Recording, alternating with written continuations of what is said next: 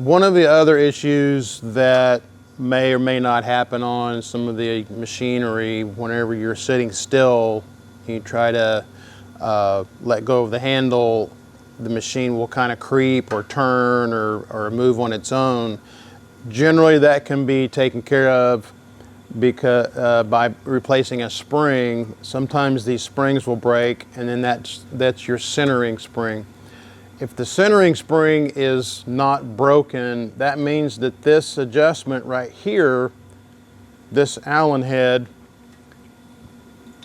has been adjusted and gotten the center out of calibration.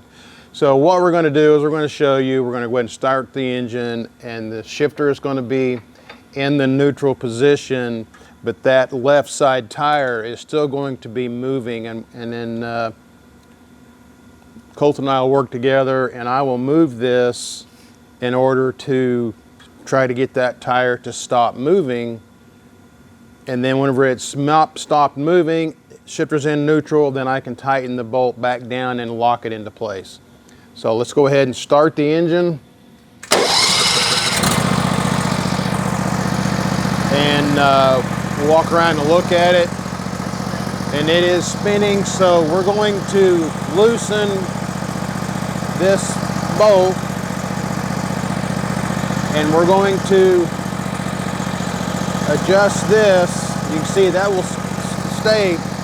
Okay, so that we just moved that a little bit, and now we can tighten this.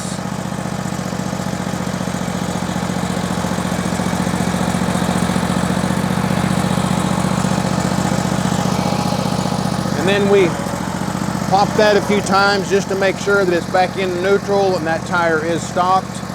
And now we can go back to work.